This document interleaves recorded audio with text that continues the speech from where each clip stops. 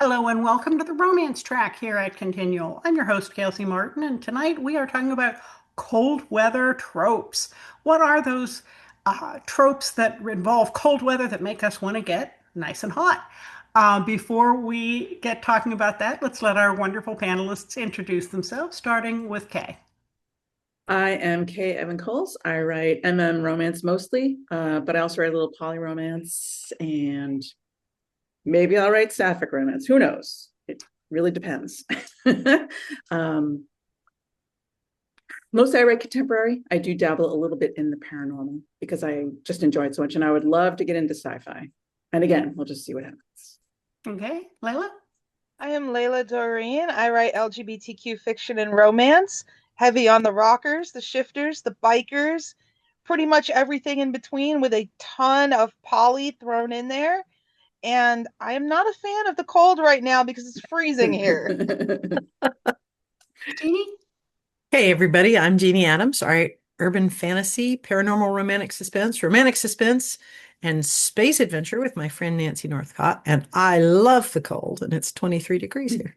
And I'm Gail Z. Martin and Morgan Bryce. As Gail, I write epic and urban fantasy. As Morgan, I write urban fantasy, male paranormal romance.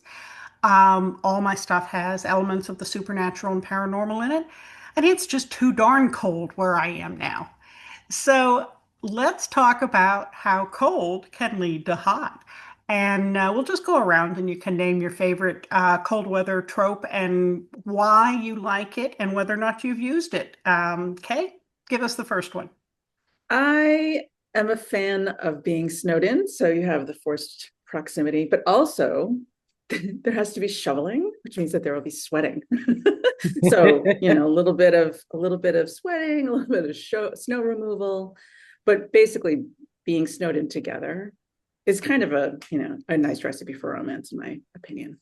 Have you used it in some of the books? I have actually. I wrote a book a couple of years ago. It's called Hooked on You, and there is a forced proximity trope. They get snowed in two times, which is I didn't even mean for the second one to happen, and then I was like, why not? Let's just do another one. Layla? Well, I also am a huge fan of the Snowden and have written it into several books, starting with Halfway to Someday, where my rocker was hiding out at a cabin, hoping to get snowed in, and he does, but he gets snowed in with company that he did not expect, which ends up actually working out well for both of them. But my other favorite is that winter carnival, those indoor markets where you have that meet cute of you're just shopping along and maybe you bump somebody or you grabbed the wrong, you're both looking at things and you grab the wrong bag and then are hurrying to find each other to catch up and exchange bags again. So I do love that one. And of course, all the holidays. I write a holiday romance every year for Christmas. This year I wrote four of them actually. I think I was a little snowed in the brain to do that. Jeannie?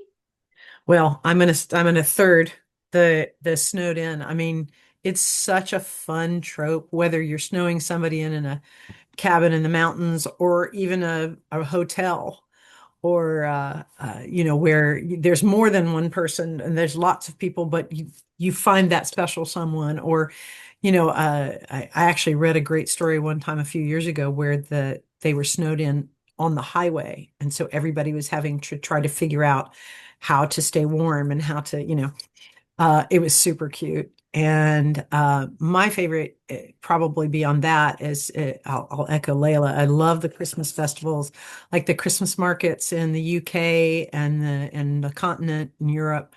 But also, there are a lot of them that have now started up in the US. And that same sort of kind of hallmark moment of a Christmas market.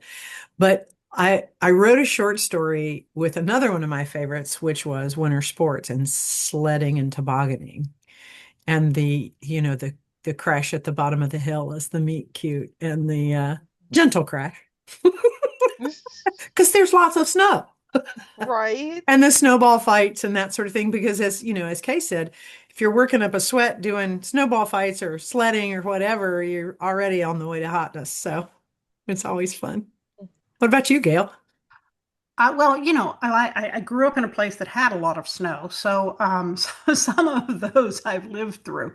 But forced proximity, the can't get out of the house kind of thing, is a fun trope, especially if you've got two, and this is where you can overlap where they're either enemies to lovers or maybe total strangers to lovers or skeptical of each other, maybe not enemies, but skeptical of each other, and then they have to work together to get out of the snowdrift.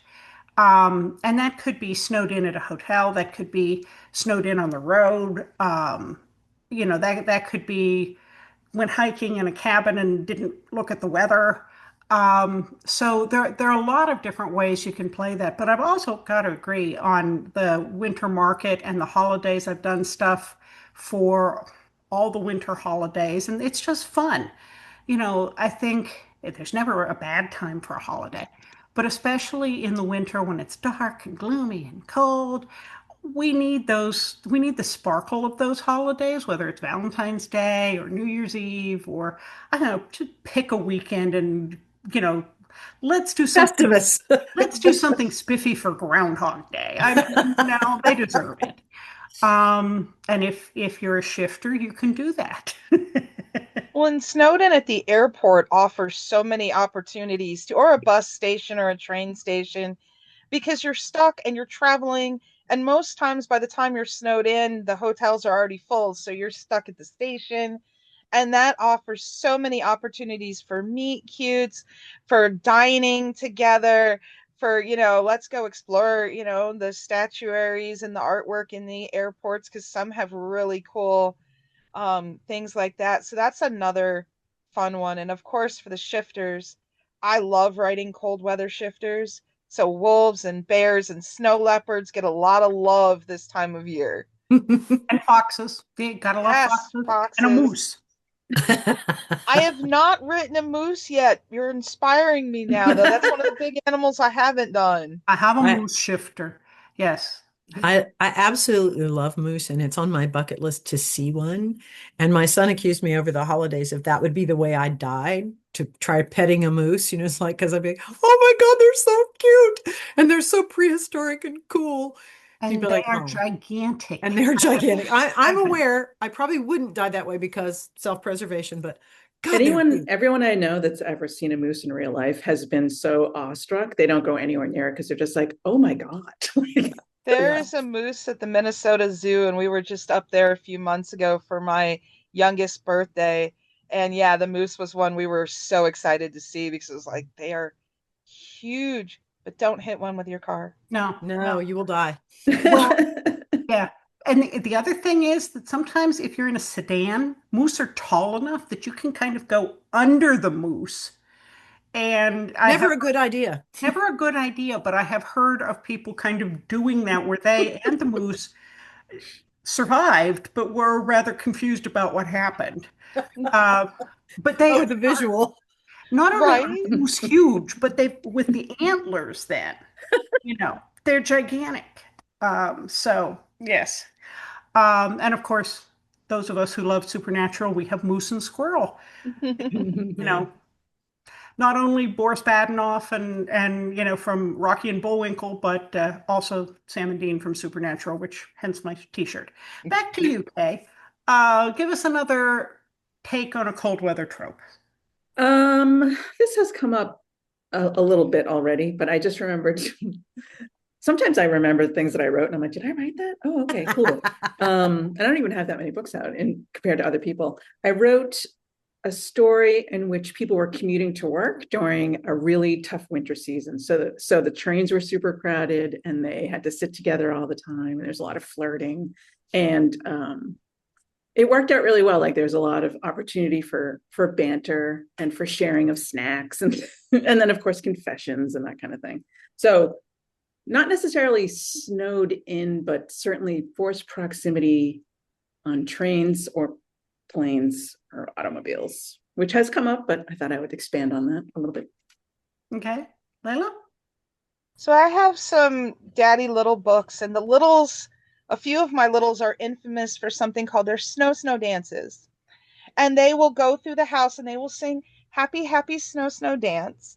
and the hopes that they will get snow so that their partners will get snowed in at the house with them and won't be able to go to work so that they can all go outside and have their sledding and their snowball fights and all of that. Well, in one of my wolf shifter books, I took the sledding to a little bit different degree. They had made all these trails all over the snow, and they took spray paint out and they spray painted the trails into these snakes, and they made snow art. They were just out there using their trails to make these different snow arts. And one of them got the idea of, he was looking for his mate and he had some partial bond marks on his arm and couldn't figure out what it was. So he started leaving messages in the snow for his mate. This does not actually go well for him for various reasons in that book and the one to come, afterwards. But the idea of just creating snow art and the beauty of it all, and laying out and making snow angels, and then drawing on them with the spray paint to add color to them and everything. They got really creative with the snow art and what you can do. And I've even seen some snow sculpture that is absolutely amazing. Mhm. And that's always fun when you have artistic and creative characters, to let them kind of play in the snow and do stuff with it. And of course, there's always capture the flag in you make that big ice dome or that snow fort and play capture the flag in that, and or capture the flag, the paintball version. So now there's, your snow is 17 shades of whatever paintballs, and just the playfulness of it all. I love the whimsy and playfulness of letting the characters just go out in the snow and really have as much fun as they want. You were talking about snow dancing. There's a guy I follow on Facebook named Gundeep who does these, he's Indian. He does these joyous dances in the snow. I don't know where he's located, but it's apparently always snowy there. Somewhere in Canada. Yeah, I Yeah, follow him too. someplace way up, but dancing in the snow with total joy and abandon. Jeannie? Well, I had the interesting opportunity to be snowed in at a hotel at a dog show. So all of us had our dogs and we all were in this hotel. And one of the things that I've always wanted to use in a story and kind of have one plan to do this is that same sort of scenario, being snowed in at a hotel. We were in the Western Virginia mountains, the Blue Ridge, and it was a storm that nobody expected. And so a lot of times what hotels do is they have staff come in and stay on site when they know there's going to be bad weather because they know they're going to need extra people and roll people in shifts. Well, they didn't have that because this storm came up really unexpectedly. And so all of us, of course, are worried about, are we going to have enough food for our dogs for the weekend and how are we going to exercise them? And we ended up rotating a bunch of us working the kitchen and serving and clearing tables. And we basically all helped out at the hotel to try and make sure that everybody had what they needed. And it was a courtyard kind of thing. They had a courtyard in the middle, and a bunch of people were able to get their like exercise pins and block off any exits. And we would just take turns letting all our dogs play in the snow and, make sure we cleaned up after everybody. But there was more chaos and more fun. And we laughed. Everybody's laughed so hard. We just sit at our windows and it was like snow TV, watching all these dogs. Like, you have never laughed until you have seen a Irish wolfhound puppy who doesn't know how many feet he has and how long his legs are, stumbling over himself and face planting in the snow and having a ball doing it. And so I have this story idea of using that and using the hotel and the snow fort and snow fun, and we'd have snowball fights with the dogs, and it was just huge piles of fun.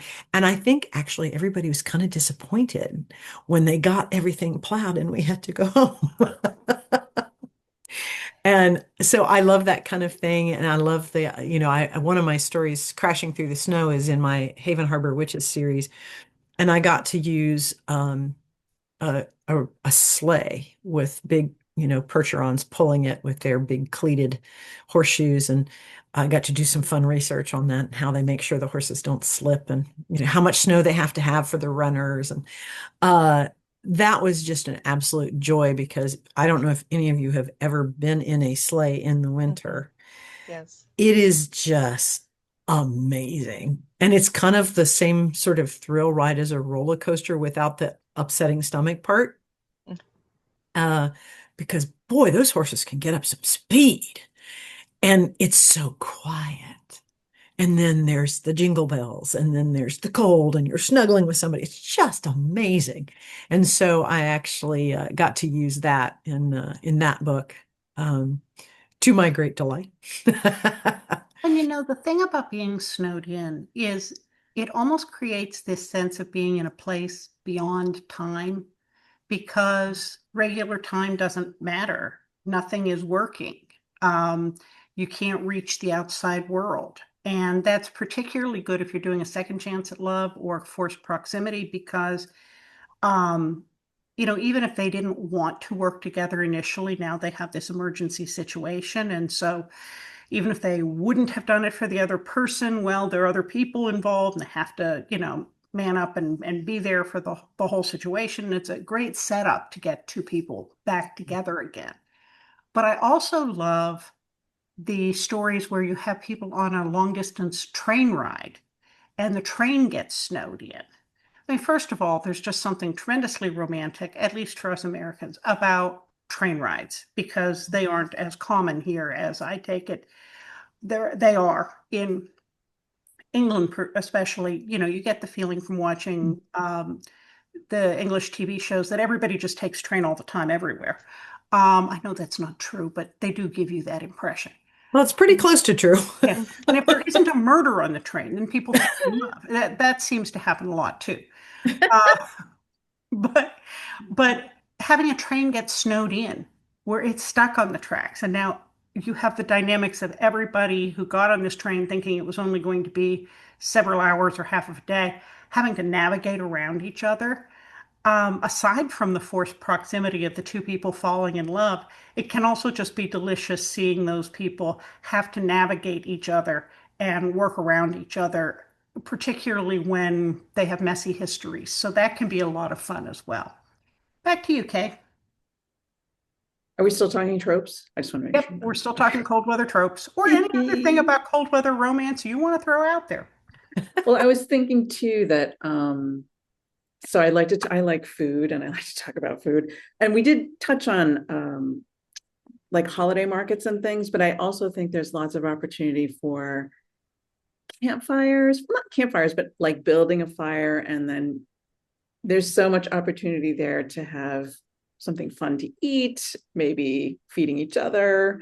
Um, and I do think that a lot of people get confessional when they're cooking together, when they're eating together. There's a good, especially if you're dealing with a forced proximity or you're snowed in, it's just the two of you. May as well Here, start try this. spilling some truths as well as swapping recipes or tasting each other's food. I feel like there's a lot of opportunity there with fireplaces in general or fire pits. Bonfires. You know what I mean? Bonfires. See, all Mhm. these are good. Mhm. Layla?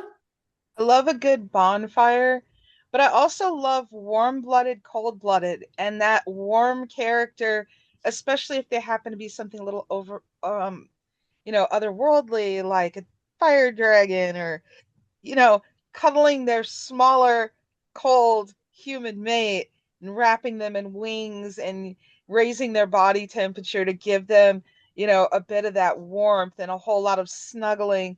And even with the human characters, like you have those people who always run hot, and that poor person who's, you know, bundled up in everything and still sticking hands, up the other one's shirt because they have all the body heat. And you can make so many jokes about body heat theft and just so many back and forth dialogue between the characters about, yeah, I was warm until somebody stuck their toes, on the backs of my calves or something, or stuck their hands up my t-shirt and stole all my body heat. So there is always that fun juxtaposition of playing with a warm-blooded character and a cold-blooded character, especially in a situation where maybe there's not enough blankets, maybe they're snowed in on a train or something, and one's starting to sit there shivering, and the other one's like, "Here, come here, fine, let me just help you out," because and it's usually something sarcastic,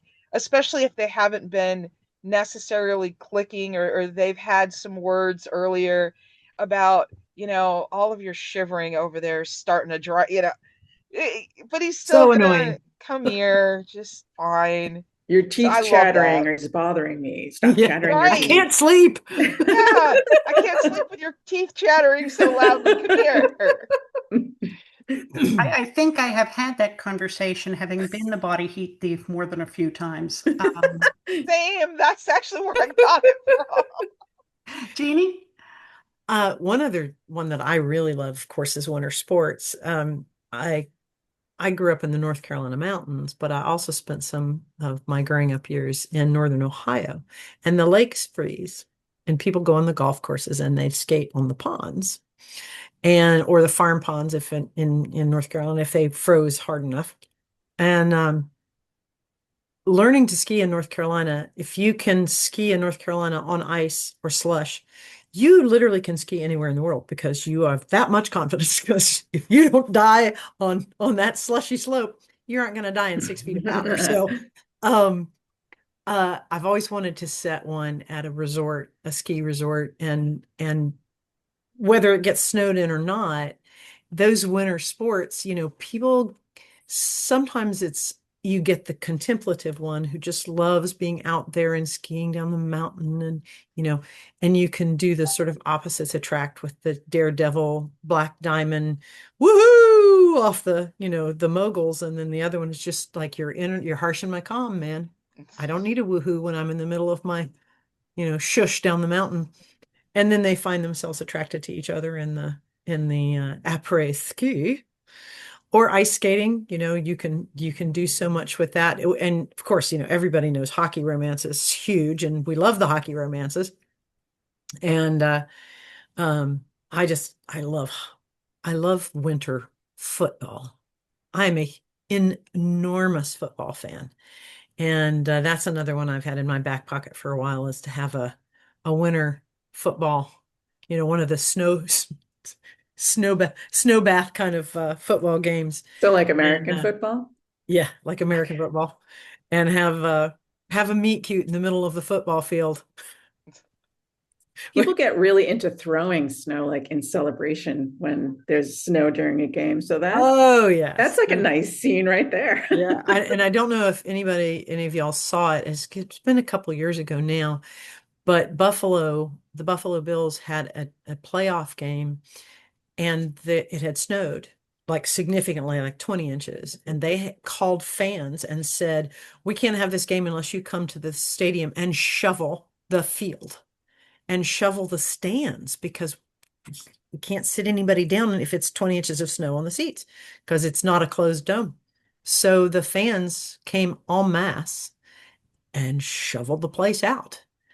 And I've at the time I thought that is a hell of a way to start. That would be so much fun to start a romance that way with some Bills fans shoveling together to make sure the home team can play.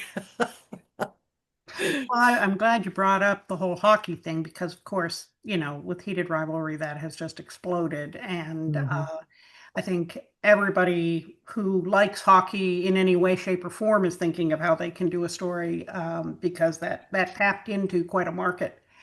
I'm going to go with the small town angle of the person who leaves the small town and then comes back, or somebody comes from the big city and moves to the small town just in time to get snowed in and see how all this works because there being snowed in a downtown of a big city is not nearly as romantic as being snowed in Mayberry.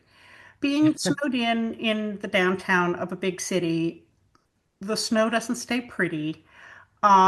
It turns to muddy slush, and it's just not It's just not nearly as romantic. But the idea of that beautiful little town that somebody came back to after being gone, and maybe this is a second chance romance where the guy that got away, when they lived here when they were in high school, now they meet again and circumstances are good, and then you put being snowed in or at least not being able to go back to the big city on top of that, and you've got a very nice kind of cozy romance going with a lot of good angles.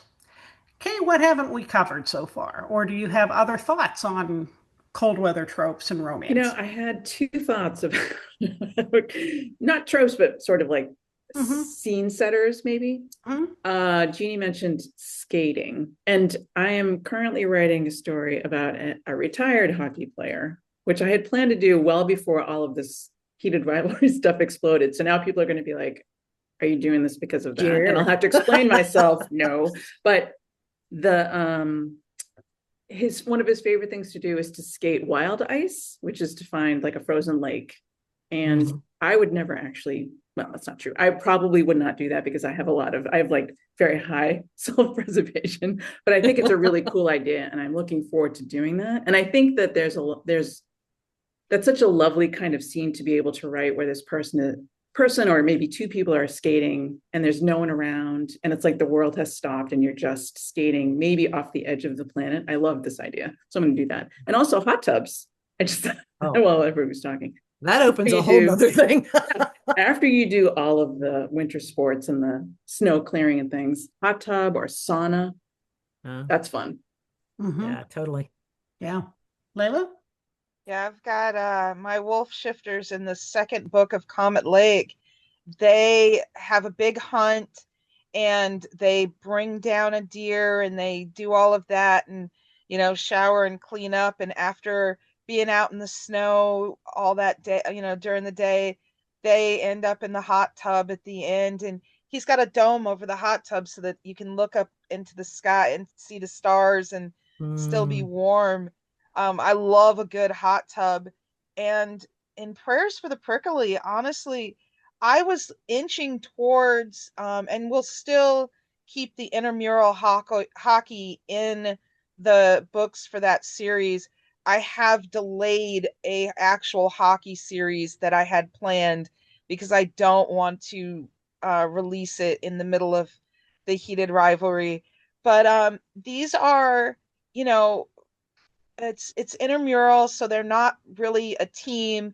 It's just folks that get together, some of it's families, and they play. And one of the fun things in Prayers for the Prickly is when my little hedgehog brings his Wolverine mate home, they're watching a hockey game. And the uncles and everything, they start talking to him. Well, you like hockey? Sit down and watch us. And he's like, yeah, I like it. I've played, blah, blah, blah. Oh, the next thing you know, they've got a family hockey game planned. And it was a cool way to bring the Wolverines and the Hedgehogs, who are, predator and prey shifters, the families together in a game that they could all play because they were all already fans.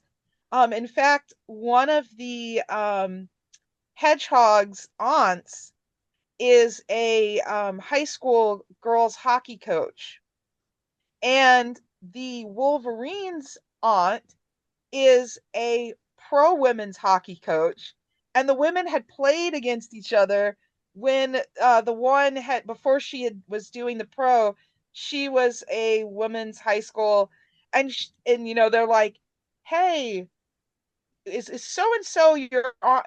Yeah, she. I have never, and it was a big thing. I can't wait to meet her and talk to her when it's not about the game. So that will actually be my first standalone sapphic, is writing the two hockey coaches book, because I have been dying to tell that story and highlight the women's hockey league. mhm. You Okay. can still do it. Oh, You yeah. can still do it, Oh, yeah, especially if it's totally. sapphic. And also, Yeah. I was just thinking, not that I mean, this is just something you can put in your hopper, your story hopper. Roller derby. Come on, let's do that, Oh, right? yeah.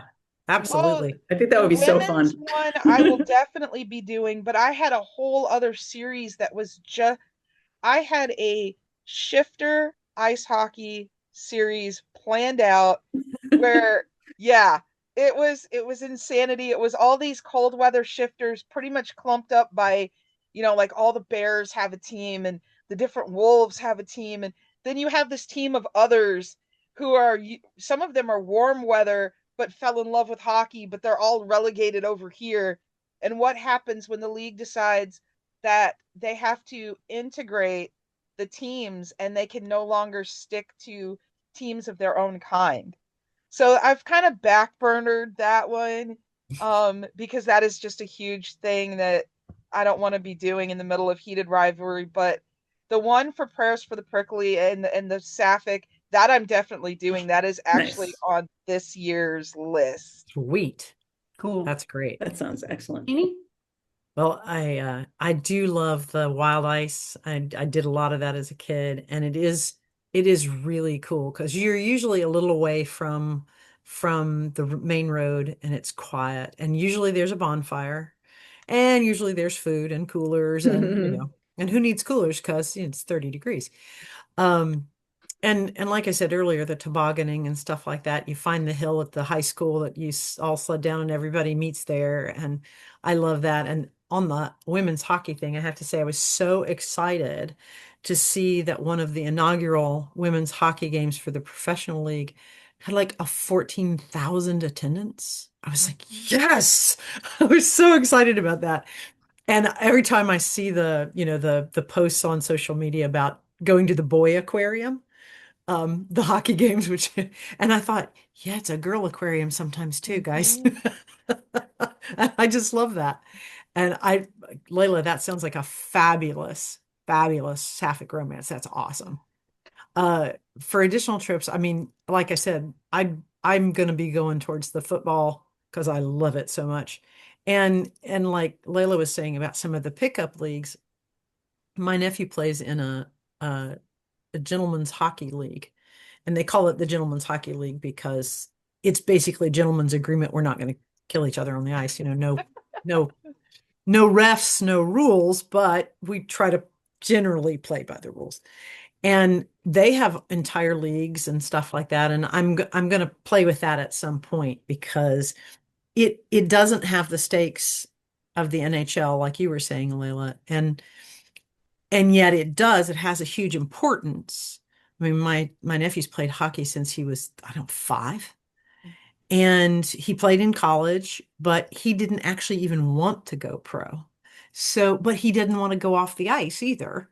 And so finding these regional, gentlemen's leagues and stuff, he's just had a ball with it. And it's as he says, gets him out of the house, right? Mhm. But he met his now fiance at a hockey game. Is one of these gentlemen's league hockey games, and she was doing scoring. So he was like, "Hi." I was like, "Yeah, I'm using that. I hope you know." And he's like, "Oh, great, Maggie will love that."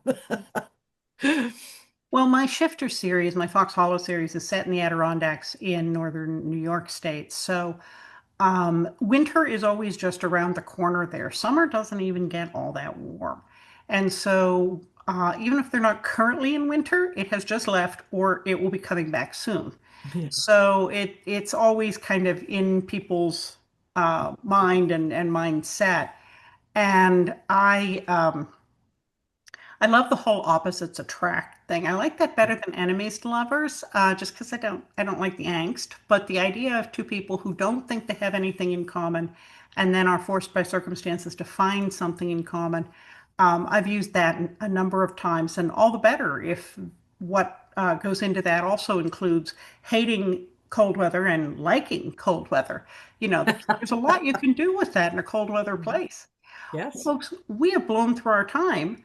And so I do want to have a chance to go around and give everybody a chance to say where we can find you online. And if you have a new, recent, or upcoming book, tell us where to find that too. Okay? I have a website, like many people, kfncalls.com, and most of my contact information is on there. I'm on the socials. I'm just not very active on the socials because they distract me and then I'm not writing, and that's not helpful to me. So I am responsive, but I'm not super active on socials. Um, I do try to post, excuse me, pretty regularly on TikTok because I found that you can reach a lot of readers and other authors too that I haven't met anywhere else, which is kind of cool.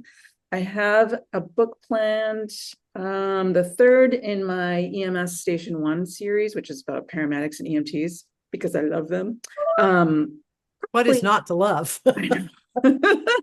Probably in the sometime in the first quarter, and then I have uh several translations coming out of a different series called Stealing Hearts. I'm having them translated into Italian, and Italian readers are really, really lovely and enthusiastic. If anyone is thinking about what market should I get into, I understand that like perhaps German generates more revenue, but these people are so excited to have romance books translated into their own language. I'm finding it to be a really nice experience. Very Ooh, cool.